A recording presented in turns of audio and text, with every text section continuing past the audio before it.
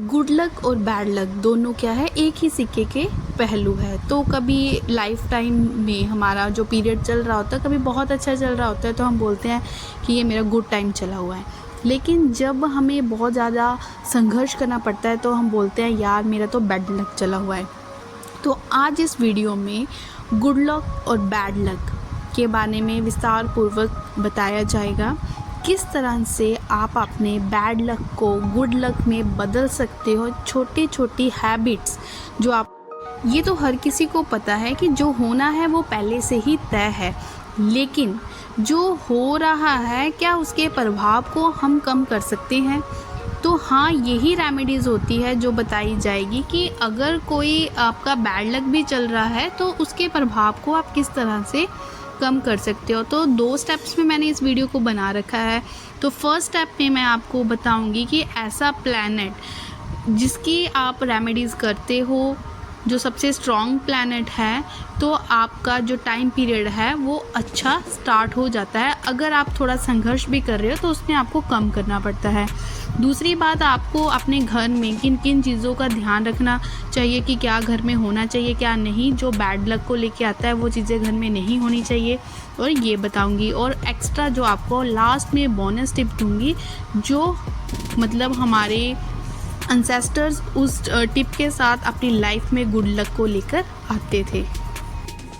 मैं जिस प्लैनेट की बात कर रही थी तो वो सबसे स्ट्रॉन्ग प्लैनेट है हमारा सूर्य। सूर्य जो है वो इकलौता ऐसा प्लैनेट है, अगर वो आपके बर्थ चार्ट में एक्टिव नहीं है तो समझो कि लाइफ में कुछ भी अच्छा नहीं हो रहा। तो उसको किस तरह से आप एक्टिव रखते हो, या आप कैसे जान सकते हो कि जो सूर्य है अभी आपका स्ट्रॉन्ग चल रहा है या वीक चल रहा है। वो कुछ ऐसी मतलब आपकी हैबिट्स होती है या ऐसी बातें डेली लाइफ में आपके साथ होती है जिससे आप खुद पहचान सकते हो। तो ध्यान से सुने वो कौन कौन सी बातें हैं। नंबर वन है, अगर आपकी जो विल पावर है ना बिल्कुल स्ट्रॉन्ग है, मतलब जो करना है वो करना ही है, जो ठान लिया वो करके ही रहना है, तो यहाँ से इंडिकेशन होती है कि जो आपका सूर्य है वो बहुत स्ट्रॉन्ग है। अब इससे ऑपोजिट आप समझ सकते हो, विल पावर स्ट्रॉन्ग नहीं है तो सूर्य वीक है। तो सबसे पहले अपनी हैबिट में आप लेके आओ कि जो आपने एक बार ठान लिया उसको आपने करना ही है। अगर वो डेली हैबिट में आप प्रैक्टिस करते हो तो इससे भी आपको जो सूर्य है वो स्ट्रॉन्ग होना शुरू होता है। सूर्य स्ट्रॉन्ग हो गया तो गुड लक का लाइफ में आना ही आना है। सेकेंड बात है, हमें क्या होना चाहिए, डिसिप्लिन्ड होना चाहिए अपनी लाइफ में। जिस तरह सूर्य की हैबिट क्या है, टाइम पे आना टाइम पे जाना, तो ये चीज़ हमारी लाइफ में भी होनी चाहिए, हमारी हैबिट में ऐड होनी चाहिए अगर हम चाहते हैं कि गुड लक को अपनी लाइफ में लाना। थर्ड पॉइंट है clarity of facts about life. मतलब आपकी जो लाइफ है ना उसकी डायरेक्शन सही होनी चाहिए कि आप करना क्या चाहते हो। ठीक है, ये मतलब चले हुए हैं लेकिन कुछ पता नहीं कि आगे करना क्या है, क्लैरिटी ऑफ थॉट्स नहीं है, तो इंडिकेशन किसकी होती है, वीक सूर्य की। तो इस आदत को भी बदलें। नेक्स्ट पॉइंट है, फोर्थ पॉइंट, कि अपनी कही हुई बात पे टिके रहना। ठीक है, ये नहीं कि फ्लिप मारते जाना, जो बोला है वो करना ही है। मतलब कहीं ना कहीं विल पावर स्ट्रॉन्ग है, कही हुई बात पे टिके रहना। स्ट्रॉन्ग किसका ये इंडिकेशन होता है, सूर्य के स्ट्रॉन्ग होने के इंडिकेशन होते हैं। देखो, सूर्य जैसे मर्जी हो बर्थ चार्ट में, लेकिन अगर हम सूर्य के गुणों को अपना लेते हैं, जो मैं अभी आपसे डिस्कस कर रही हूँ कि strong will power, discipline, clarity of facts, अपनी बात पे अड़े रहना, ठहरे रहना, तो इससे कहीं ना कहीं जो सूर्य की एनर्जी है वो हम में आती है। चाहे सूर्य आपका बर्थ चार्ट में वीक क्यों ना हो, लेकिन वो आपकी लाइफ में फिर गुड लक लेके आएगा ही आएगा। मतलब ये जो जितनी भी बातें मैंने बोली है ये मैं ऐसे नहीं बोल रही, मेन जो मैंने बुक से देखा है या कई संतों की बातों को सुना है, या जो इस तरह से प्रैक्टिस करते हैं उनकी बातों को सुना है और कहीं ना कहीं खुद लाइफ में अपनाया है, तब ये वीडियो मैं आपके साथ शेयर कर रही हूँ। नेक्स्ट है, सूर्य को स्ट्रॉन्ग करने के लिए हमें और क्या करना चाहिए, सूर्य अर्घ पर मैंने एक वीडियो बना रखी है, उसमें पूरी विधि मैंने एक्सप्लेन करके रखी है कि अगर आप सूर्य को जल दे रहे हो तो किस विधि के साथ आपको जल देना चाहिए। तो आप डिस्क्रिप्शन बॉक्स में मेरी प्रीवियस वीडियो का लिंक आपको मिलेगा, आप ज़रूर देखिए उस वीडियो को, बहुत अच्छे से मैंने एक्सप्लेन कर रखा है। नेक्स्ट है जो सूर्य की डायरेक्शन होती है, हम देखते हैं वो ईस्ट से आता है, ईस्ट जोन रिप्रेजेंट करता है सूर्य को। तो जो सूर्य की डायरेक्शन है वो बिल्कुल साफ़ होनी चाहिए, ठीक है। तो अगर वो साफ़ है तो सूर्य आपका स्ट्रॉन्ग होना स्टार्ट हो जाएगा अगर बर्थ चार्ट में आपका वीक भी है। लेकिन अगर वहाँ पे टूटा फूटा सामान पड़ा हुआ है तो आप देख सकते हो वो कितना उलट प्रभाव आपकी लाइफ में लेके आएगा। नेक्स्ट है जो मैंने बोला कि सूर्य की जो डायरेक्शन होती है वो ईस्ट डायरेक्शन होती है।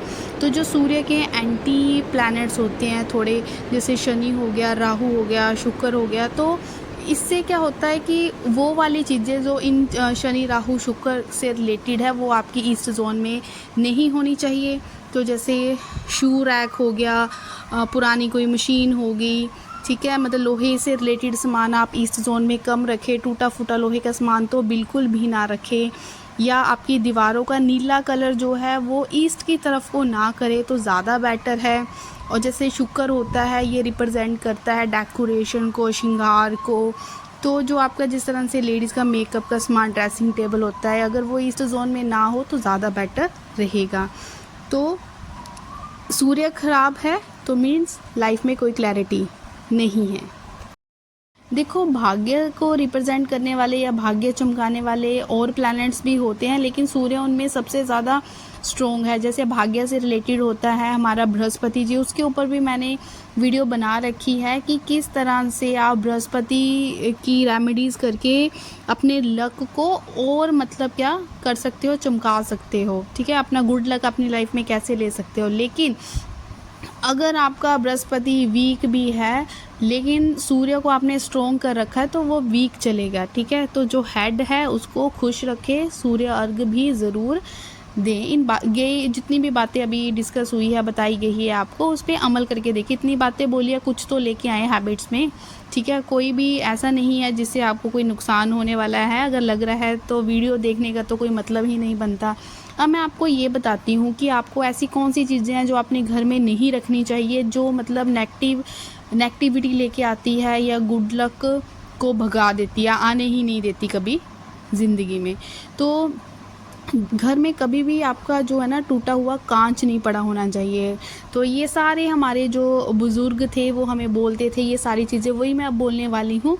तो जैसे टूटा हुआ कांच कभी भी घर पे ना रखे, वो बिल्कुल भी आपको अच्छा गुड लक लाइफ में आने ही नहीं देगा। अगर है तो उसे निकाल के घर से बाहर फेंके।